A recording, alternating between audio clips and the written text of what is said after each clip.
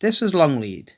There was a priory here until land was bought by John Thynne in 1541 for the cost of £53.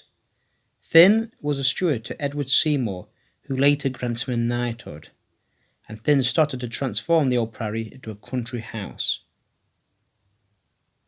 This first house, however, burns down in 1567.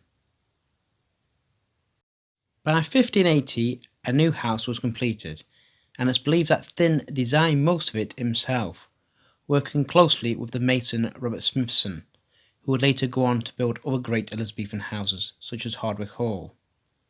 When Seymour fell from power, so did his steward. Thynne was sent to the Tower on 2 separate occasions, but when Elizabeth I came to the throne, he was able to regain some of the positions he had lost. When his great-grandson James inherited the estate, it was a time when relations between king and parliament were seriously strained. James was even prevented from purchasing a peerage in case the money went to the king.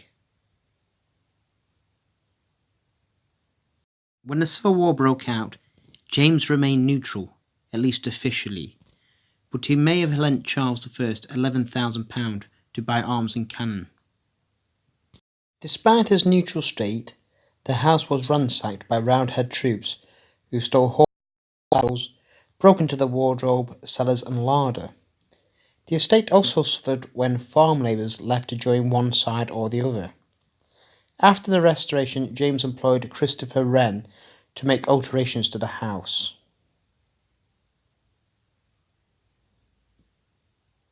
Sadly, none of the works Wren completed can now be seen at Longleat, with later generations adding their own style. The great stairs he made, for example, was later replaced in the early 19th century by Geoffrey Wyatville. When James died, the estate was inherited by his nephew, Thomas, whose estates provided him with an income of £10,000, which earned him the nickname Tom o' 10,000. Tom liked to spend his money excessively. He was a great friend to the Duke of Monmouth, and married Elizabeth Percy, the only child to the 11th Earl of Northumberland. Their marriage only lasted 4 months, because a Swedish count, who wanted Elizabeth for himself, got a gang of 3 men to murder Tom. He was shot whilst riding in his carriage in Pall Mall. The 3 men were all hung, but the count was acquitted. His successor was created Viscount Weymouth in 1682, and in 1789 the family were granted the title Marquess of Bath, and we are now on number 7.